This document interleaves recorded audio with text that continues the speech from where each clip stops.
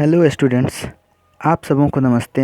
आज के इस वीडियो सेशन में लास्ट वीडियो में मैंने इस क्वेश्चन का हिंट दिया था और आज जो है इसको जो है कंप्लीट सॉल्यूशन कर देता हूँ। क्वेश्चन है कि using cofactors of elements of third column evaluate delta that is determinant to this. इसको जो है ना आप जो है ना कोफैक्टर का यूज करके, एलिमेंट्स के कोफैक्टर का यूज करके आप इसको इवैल्यूएट कीजिए, यानी इस डिटर्मिनेंट का वैल्यू लाइए। तो सिंपल सी बात है, आप देख सकते हैं कि इसके एलिमेंट्स 1 1 1 एक्स वाई जेड और वाई जेड जेड एक्स और एक्स वाई। यही क्या हो गया, A13 हो गया, क्योंकि देख सकते हैं element of first row and third column.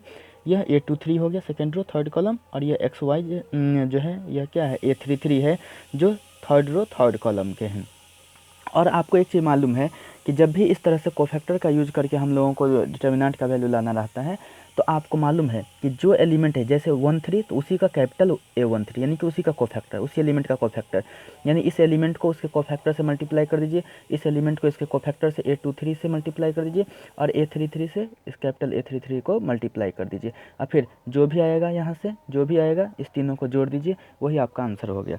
चलिए हम लोग शुरुआत करते हैं कि cofactor of elements along third columns, यही जो थर्ड कॉलम है वो क्या सब है, तो A13 A23 A33, यही सब इसके कोफैक्टर्स हुए। अब A13 को भी निकाल लेते हैं। निकालने का तरीका आपको मालूम है, -1 का पावर I प्लस जे, यानी 1 + 3 इंटू M13, तो -1 का पावर 4 इंटू M13, तो -1 का पावर जो है ना 4, यानी कि यह इवन हो गया, तो इसलिए 1, यह M13, तो यहाँ पर M13 हो गया। M13 निकालना आपको आता है कैसे, तो जिस एलिमेंट की बात करें 1 3, यही वाला ना एलिमेंट है, जिस एलिमेंट की बात कर रहे हैं, जिस रो और जिस कॉलम में उसको छांटिए, छांट दीजिएगा, तो 1y 1z 1y 1z cross multiply कीजिए, देखिए तो ऐसे 1 इंटू जेड तो जेड माइनस वाई।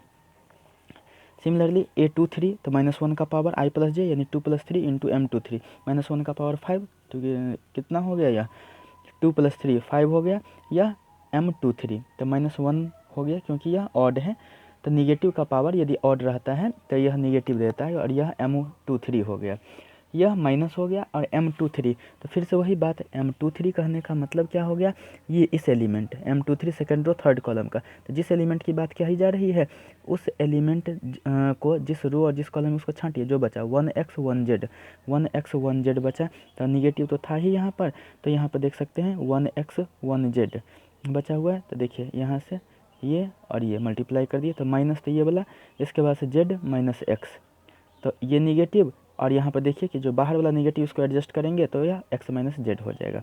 इसी तरह से अब हम लोग A33 निकालते हैं, ठीक है ना। A33 तो देखिए -1 का पावर I प्लस जे, यानी 3 + 3 इंटू M33, इसी तरह से देखिए -1 का पावर 336 हो जाएगा इंटू M33, तो ये तो माइनस का पावर इवन है, तो यह क्या हो जाएगा, पॉजिटिव ही हो जाएगा, ये M33, तो 1x 1y M33, आप देख सकते हैं यहाँ से M33 कहने का मतलब यही एलिमेंट है, तो जिस रो और जिस कॉलम में उसको छांटिए, तो 1x 1y, तो ये चीज़ देख लीजिए कि 1x 1y है, तो यहाँ से क्रॉस मल्टीप्लाई करेंगे तो y माइनस एक्स। अब वैल्यू ऑफ डिटर्मिनेंट क्या होता है, A13 इंटू कैपिटल A13, यानी कि जिस एलिमेंट की बात करें उसके कोफैक्टर से मल्टीप्लाई कीजिए, फिर A23 A33 कैपिटल A33, देखिए यहाँ पर A13 YZ था, और A13 कैपिटल A13 यानी कोफैक्टर ये आया है, A23 ये है ZX, और capital A23 cofactor x minus Z, यहाँ से XY A33 के जगह पर, और कैपिटल A33 के जगह पर ये है। इसी को देखिए ना क्या किए हैं, जस्ट मल्टीप्लाई कर दिए, इससे इसको मल्टीप्लाई किए तो ये आया, इससे इसको मल्टीप्लाई किए ये आया, इससे इसको मल्टीप्लाई किए ये आया, इससे इसको मल्टीप्लाई किए तो ये आया, इससे इसको मल्टीप्लाई किए तो ये आया, और इससे इसको मल्टीप्लाई किए तो ये आया। अब इसी को अरेंज कर लेते हैं, तो देखिए कैसे अरेंज करते हैं हम लोग।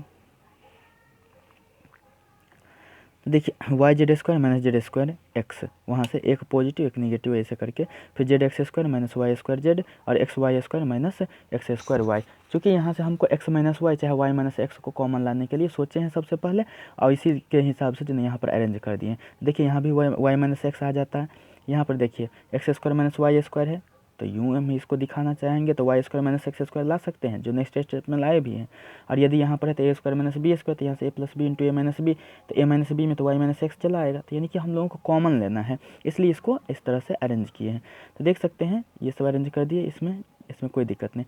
चलिए जेड स्क्वायर यहाँ से कॉमन आ जाएगा, तो क्या बचा वाई माइनस एक्स, यहाँ से जेड को कॉमन ले लिया तो X square minus Y square बचा, और यहाँ से एक्स वाई, दोनों में एक्स वाई दिख रहा है तो एक्स वाई को कॉमन लिए, तो यहाँ से देखिए दूगो वाई था तो एगो वाई रह गया, और यहाँ से दूगो एक्स था तो एगो एक्स रह गया, तो वाई माइनस एक्स। लेकिन यहाँ पर देखिए कि यह वाई माइनस एक्स है, यहाँ भी वाई माइनस एक्स, तो यहाँ से भी वाई माइनस एक्स आता, लेकिन आना चाहिए, तो इसलिए हम लोग यहाँ पर क्या कर रहे हैं कि इसको जो जेड था ना पॉजिटिव, ये वाला जेड, उसको निगेटिव कर दे रहे हैं, तो जो X square minus Y square है वह Y square minus X square हो जाएगा, यानी Z square into Y minus X minus Z Y square minus X square, फिर plus X Y into Y minus X. अब देखिए तो Z square into Y minus X minus Z, यहाँ से देखिए A square minus B square, तो A minus B into A plus B, फिर यहाँ से एक्स वाई तो वाई माइनस एक्स, तो देखिए यहाँ से वाई माइनस एक्स यहाँ भी आ गया, वाई माइनस एक्स यहाँ भी आ गया, वाई माइनस एक्स यहाँ भी, तीनों जगह से हटाइए तो वाई माइनस एक्स यहाँ पर आ गया, तो बचा क्या यहाँ पर जेड स्क्वायर बचा, फिर minus Z into Y plus X बचा हुआ है, या फिर यहाँ से एक्स वाई बचा हुआ है, ठीक। तो Y minus X into Z square minus Z Y minus plus minus फिर जेड एक्स फिर एक्स वाई, फिर वाई माइनस एक्स, देखिए जेड स्क्वायर और माइनस जेड एक्स, यानी इसको एक साथ कर लिए हैं क्योंकि हमको कॉमन चाहिए, जो जेड माइनस एक्स कॉमन लेने की हम कोशिश किए हैं। फिर यहाँ से देखिए एक्स वाई और माइनस जेड वाई, देखिए यह तो ऐसे रह गया, यहाँ से जेड को कॉमन लेते हैं तो जेड को कॉमन लेंगे तो जेड माइनस एक्स, फिर प्लस यहाँ पर देखिए दोनों में क्या है वाई है कॉमन, तो एक्स माइनस जेड। तो एक चीज़ आप देख सकते हैं, या तो एक्स माइनस जेड है यहाँ पर, तो इसको जेड माइनस एक्स में बदल दीजिए, क्या है जेड माइनस एक्स को ही एक्स माइनस जेड में बदल दीजिए। देखिए हम सोचे हैं कि इसको एक्स माइनस जेड बदल दें, यानी जेड माइनस एक्स को एक्स माइनस जेड में बदल दें, तो यहाँ पर माइनस जेड हो गया, यहाँ पर X minus Z plus Y, यहाँ पर एक्स माइनस जेड, तो यह वाई माइनस एक्स, यहाँ से ये दोनों के बदले एक्स माइनस जेड, और फिर यहाँ से minus Y sorry minus Z plus Y यानी वाई माइनस जेड, ये इसका आंसर हो गया। अब है हम लोगों का topic adjoint of a matrix. तो क्या होता है एडजॉइंट ऑफ ए मैट्रिक्स, देख लेते हैं कैसे निकालते हैं, यह बहुत ही मायने रखता है। तो देख लीजिए कि एडजॉइंट ऑफ ए मैट्रिक्स, तो adjoint of a matrix A is denoted by A D J A, adjoint of A को हम लोग ए डी जे ए से डिनोट करते हैं। जैसे देख लीजिए कोई मैट्रिक्स हमारा ये है जिसके एलिमेंट्स, ये तो जनरल फॉर्म में तो ऐसे लिखते हैं ना, ये element of first row first column, element of first row and second column, इसलिए 1 2, element of first row and third column. इसी तरह से आप देख सकते हैं ये 3 ऑर्डर का है स्क्वायर मैट्रिक्स। तो इसके बारे में अब क्या करते हैं, ये मैट्रिक्स है जिसके एलिमेंट्स को इस तरह से जनरली हमने दिखा रखा है। अब है मैट्रिक्स ए के प्रत्येक एलिमेंट का कोफैक्टर निकालकर एक न्यू मैट्रिक्स डी फॉर्म करते हैं। यानी कि अब क्या करते हैं ना कि इसका हम कोफैक्टर निकाल लेते हैं, और कोफैक्टर निकालना आपको तो पता है कि इस एलिमेंट का कोफैक्टर क्या होगा, जो एलिमेंट A11 है, एलिमेंट A11 है तो इसका कोफैक्टर जो होगा कैपिटल A11 होगा। इसी तरह से एलिमेंट A12 है, ठीक है ना, A12 है तो उसका कोफैक्टर कैपिटल A12 होगा। कैसे निकलता है ये सब चीज़ तो बहुत बार जो है ना आप सीख चुके हैं, माइनर और कोफैक्टर निकालना, नहीं तो पीछे के वीडियोज में आप देख सकते हैं। अब मैट्रिक्स ए के प्रत्येक एलिमेंट का कोफैक्टर निकालकर एक न्यू मैट्रिक्स डी फॉर्म करते हैं, that is D equal to A11 A12 A13। देखिए ये सब कोफैक्टर से एक नया मैट्रिक्स का हम लोग जो है निर्माण करते हैं, ठीक है। तो A12 A13 A21 A22 A23 A31 A32 A33, वहाँ पर देखिए स्मॉल ए यानी कि यह एलिमेंट हुआ, उसी एलिमेंट का उसी के करस्पॉन्डिंग कोफैक्टर निकाल देते हैं। अब क्या करते हैं, यानी कोफैक्टर की सहायता से एक नया मैट्रिक्स का हमने निर्माण किया। अब न्यू मैट्रिक्स का हम जो ट्रांसपोज निकाल देते हैं तब वही हमारा एडजॉइंट हो जाता है। तो एडजॉइंट ऑफ ए कैसे निकलेगा, तो ट्रांसपोज जो ये मैट्रिक्स लाए हैं इसी का ट्रांसपोज निकाल दीजिए। ट्रांसपोज में करना क्या है, अरे जो रो में था वो कॉलम में आ जाएगा, यानी A11 A12 A13 जो रो में था तो देखिए A11 A12 A13 कॉलम में आ गया। ये सेकंड रो में था तो देखिए सेकंड कॉलम में आ गया, ये थर्ड रो में था तो थर्ड कॉलम में आ गया है। तो इस तरह से एडजॉइंट हम लोग निकाल लेते हैं। अब क्वेश्चन के माध्यम से हम लोग देखते हैं इसको। क्वेश्चन है हमारे पास कि find the adjoint for A equal to this. देखिए ए जैसे था वैसे लिख दिए। अब क्या करना होता है, हम लोगों को प्रत्येक एलिमेंट का कोफैक्टर निकालना होता है, और उसी कोफैक्टर से न्यू मैट्रिक्स का फॉर्म करना पड़ता है, उसका ट्रांसपोज निकाल देते हैं, एडजॉइंट निकल जाता है। A11 फार्मूला तो आपको फिर से पता है, वही कि -1 का power i plus J into MIJ। संयोग से यहाँ पर i और j दोनों 1 है तो इसलिए -1 का पावर 1 + 1 इंटू M11, -1 का पावर 2 हो गया इंटू M11। तो निगेटिव का पावर यदि इवन है तो क्या हो जाएगा पॉजिटिव, यानी 1 M11 यानी M11। अब देखिए M11 तो आप देख लीजिए M11 यही ना एलिमेंट है, तो जिस रो और जिस कॉलम में उसको छांटिए, जो बचा क्या बचा 4 हो गया। इसी तरह से M12 -1 का पावर 1 + 2 इंटू M12, तो -1 का पावर 3 इंटू M12 तो माइनस इंटू M12 यानी -M12। M12 यही तो फर्स्ट रो सेकंड कॉलम का ना, इसके लिए तो जिस रो और जिस कॉलम में उसको छांट दीजिए तो क्या बचा 1। तो देखिए निगेटिव यहाँ वाला और यहाँ वाला यह 1 हो गया। देखिए निगेटिव ये वाला और यहाँ वाला यह 1 हो गया, तो -1 हो गया। इस तरह से A21 तो -1 का पावर 2 + 1, M21 तो -1 का पावर 3, M21 तो -M21। अब माइनस, अब देखिए माइनस ये तो हो गया यहाँ वाला माइनस, लेकिन M21 कितना होगा, तो आप देख सकते हैं M21 कहने का मतलब क्या, minor of element in second row and first column. देखिए यही है M21 एलिमेंट, ठीक है, सेकेंड रो और फर्स्ट कॉलम का। तो इसलिए इसको छांटिए तो क्या बचा हमारे पास 3 बचा, देख लीजिए, इसलिए -3 हो गया है यहाँ पर। अब इसी तरह से A22 निकाल लेते तो -1 का पावर 2 + 2 इंटू M22 तो -1 का पावर 4 इंटू M22, तो ये तो 1 ही हो जाएगा इवन है पावर में। तो M22 या M22 इसका मतलब क्या हो गया, minor of element in second row and second column. तो देख सकते हैं यहीं से आप देखिए ना, सेकेंड रो और सेकेंड कॉलम के लिए यही तो एलिमेंट है, ये element second row and second column. तो बचा क्या यहाँ पर, सीधे 2 बचा, इसलिए देखिए तो यहाँ पर 2 लिखा गया है। अब क्या करते हैं, न्यू मैट्रिक्स डी का फॉर्मेशन करते हैं। तो new matrix D equal to A11 A12 A21 A22। तो लिख तो दिए यहाँ से कि 4 A11 का वैल्यू, A12 का वैल्यू -1, A2 का वैल्यू -3, A22 का वैल्यू 2। अब एडजॉइंट निकालते हैं, डी डैश यानी ट्रांसपोज, इसका ट्रांसपोज निकाल देते हैं। देखिए ना 4 - 1 रो में था तो कॉलम में आ गया है, और जो यहाँ पर सेकंड रो में था वो सेकंड कॉलम में आ गया, यही इसका आंसर हो गया। अब देख लेते हैं हम लोग नेक्स्ट, इससे कुछ ट्रिक निकलेंगे। अब है हमारे पास यहाँ पर देखिए जो अभी सॉल्व किया है हम लोगों ने वही, A = इतना, तो एडजॉइंट देखिए उसका क्या आया था 4 - 1 -3 2। एक चीज़ गौर कीजिए तो 3 जैसे है वैसे 1 जहाँ है वहीं पर, लेकिन दोनों में निगेटिव लग गया है। लेकिन 2 और 4 देखिए 4 चला गया है 2 के जगह पर, 2 आ गया है 4 के जगह पर। इसमें देखिए ना यहाँ पर 4 था तो देखिए 4 कहाँ चला गया, इसके जगह पर 2, यानी ये दोनों एक दूसरे में इंटरचेंज कर गया है, और ये दोनों सेम ही रह गया लेकिन निगेटिव साइन आ गया है। तो इसी को ट्रिक के माध्यम से देखते हैं कि 2 ऑर्डर का जब हमारे पास मैट्रिक्स रहे तो उसका एडजॉइंट निकालना बहुत ही आसान हो जाता है, ऑब्जेक्टिव से बनाने में आपको बहुत ही मदद मिल जाएगी केवल 2 ऑर्डर के लिए। तो देख लीजिए कि ये दोनों एलिमेंट क्या करता है, इंटरचेंज, यानी कि ये वाला यहाँ चला जाता है, ये वाला यहाँ आ जाता है। लेकिन ये दोनों एलिमेंट जो है, ये दोनों एलिमेंट वो क्या करता है, जहाँ है वहीं पर आ जाता है, केवल चिन्ह बदल लेता है। जैसे यहाँ पर देखिए ना, ये 3 था पॉजिटिव में तो देखिए -3 हो गया, यहाँ पर 1 था पॉजिटिव में तो माइनस हो गया, यदि माइनस पहले से रहता तो प्लस हो जाता। तो यही चीज़ है, यही ट्रिक हो गया। अब एक चीज़ देख लेते हैं एग्जाम्पल के तौर पर, देखिए 2518 है, तो इसी का एडजॉइंट निकालना रहे, इतना बनाना नहीं हमको प्रोसेस से, ऑब्जेक्टिव क्वेश्चन सब सॉल्व करना रहे तो कैसे हम सॉल्व कर सकते हैं। तो इस चीज़ को जो है आप इस तरह से जो है देख सकते हैं कि जैसे एडजॉइंट इसका निकालना है तो हम क्या करते हैं, ये दोनों जहाँ है वहीं पर आ जाएगा अपने जगह पर, केवल चिन्ह बदल जाएगा। देखिए 5 और 1 जहाँ पर है वहीं पर आ गया, केवल चिन्ह बदल गया। लेकिन ये दोनों क्या होता है, 2 8 के जगह पर आ जाएगा और 8 जो है 2 के जगह पर चला जाएगा, देख सकते हैं। अब है singular and non singular matrix. तो सिंगुलर मैट्रिक्स किसको कहते हैं, यदि किसी मैट्रिक्स का डिटर्मिनेंट 0 के बराबर हो जाए तो उस मैट्रिक्स को हम सिंगुलर मैट्रिक्स कहते हैं, ठीक है ना। जैसे एग्जांपल के तौर पर देख लीजिए कि A = 1 2 4 8 है, तो इस दोनों को मल्टीप्लाई कीजिए तो 8 - 8 देखिए तो कितना 0, तो हो तो गया, डिटर्मिनेंट ऑफ A 0 आ गया, इसलिए ये सिंगुलर मैट्रिक्स है।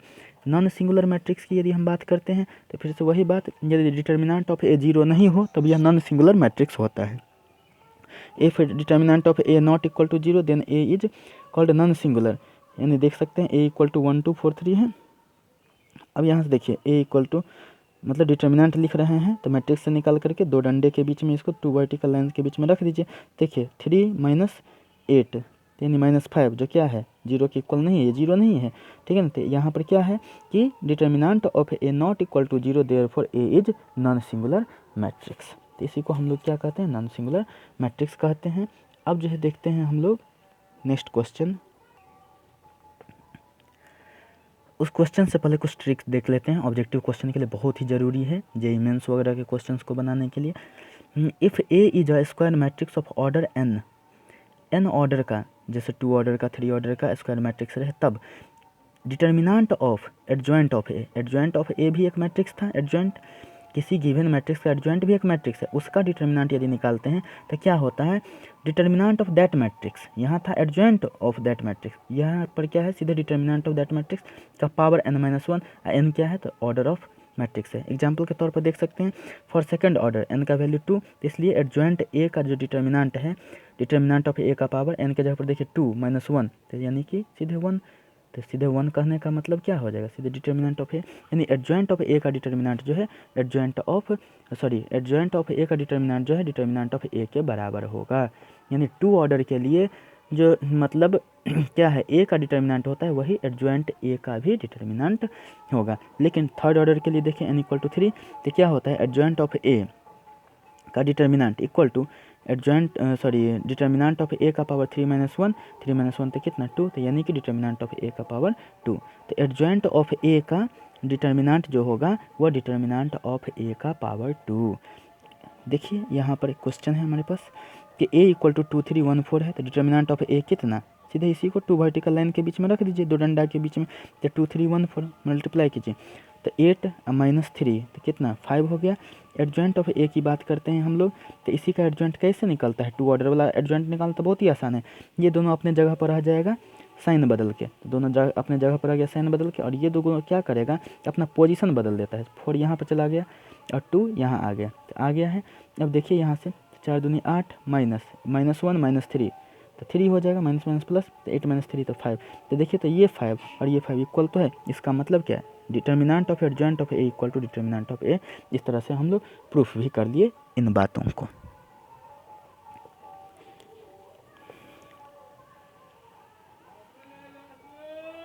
अब जो है हम लोगों के पास जो है ना इनवर्स ऑफ ए मैट्रिक्स, तो देखिए a inverse equal to adjoint of a by determinant of a। तो देखिए ये फार्मूला हो गया, जबकि मैट्रिक्स वाला में पढ़ते थे एलिमेंट्री ऑपरेशन से, ये है फार्मूला से। जब लिख दे कि एलिमेंट्री ऑपरेशन से निकालना है इन्वर्स, तो हम एलिमेंट्री ऑपरेशन से ही निकालेंगे। लेकिन यहाँ पर क्या है हमारे पास वो चीज़ है कि आप फार्मूला से निकालिए, तो a inverse equal to adjoint of a by determinant of a। अब देखिए यहाँ से ये नीचे में डिटर्मिनेंट ऑफ a है, यदि 0 हो जाए तो नीचे में 0 बट्टा में 0, तो इसको अनडिफाइंड कर देगा, इसका मतलब a इनवर्स एग्जिस्ट नहीं करेगा। तो वही if determinant of a equal to 0 that is a is a singular matrix, क्योंकि सिंगुलर मैट्रिक्स के लिए तो यही चीज़ होता है determinant of a equal to 0, तब सिंगुलर मैट्रिक्स के लिए a इनवर्स एग्जिस्ट नहीं करेगा। यही देखते हैं कि डिटर्मिनेंट ऑफ a 0 के बराबर नहीं हो, कुछ ना कुछ वैल्यू हो, प्लस हो चाहे माइनस हो, तब a इनवर्स एग्जिस्ट करता है। तो यूँ समझिए डिटर्मिनेंट ऑफ a, सबसे पहले एग्जिस्टेंस के बारे में, इनवर्स के एग्जिस्टेंस के बारे में पूछा जाए तो हमेशा ख्याल रखना है उसका डिटर्मिनेंट निकाल दीजिए। यदि वह 0 के इक्वल आ जाए तो a इनवर्स एग्जिस्ट नहीं करेगा, और यदि 0 के बराबर नहीं आए तो वह डिटर्मिनेंट वो इन्वर्स जो है एग्जिस्ट करेगा। अब फाइंड इन्वर्स ऑफ मैट्रिक्स इतना, तो देखिए a इक्वल टू 1 2 3 4, तो डिटर्मिनेंट ऑफ a निकाल दिए डिटर्मिनेंट, तो 4 - 6 कितना -2, जो 0 के इक्वल नहीं है, तो यानी कि here determinant of a not equal to 0, therefore a inverse exist, इसलिए a इनवर्स जो है एग्जिस्ट करेगा। अब उसके बाद एग्जिस्ट करेगा तो a इनवर्स कैसे निकलता है, एडजॉइंट ऑफ a बटा determinant of a, determinant of a निकल चुका है, अब एडजॉइंट निकालना है। एडजॉइंट कैसे निकालना है, प्रत्येक एलिमेंट का, देखिए ट्रिक वाला जो है पोर्शन आप एडजॉइंट निकालने के लिए ऑब्जेक्टिव के लिए ही यूज कीजिएगा, सब्जेक्टिव में आपको बनाना पड़ेगा। तो इसके चारों एलिमेंट का आप पहले कोफैक्टर निकाल लीजिए, कोफैक्टर निकाल करके, कोफैक्टर निकालने आता है आपको, कोफैक्टर निकाल करके आप उससे नया मैट्रिक्स का जो है फॉर्मेशन कीजिए, उस नए मैट्रिक्स का ट्रांसपोज निकाल दीजिए, तो एडजॉइंट निकल जाएगा। तो देखिए इसमें 4 एलिमेंट हैं, ये इसका निकालेंगे, यानी ये किसका हो गया, A11 हो गया, फर्स्ट रो फर्स्ट कॉलम का एलिमेंट, यानी इसका निकाल दिए।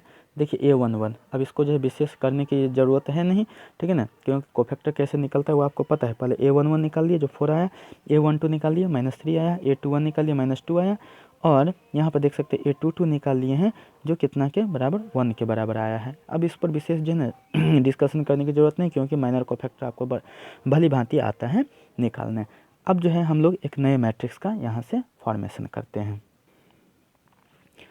तो कोफैक्टर जितना भी आया था उस कोफैक्टर से new matrix D equal to A11 A12 A21 A22 लिख दिए।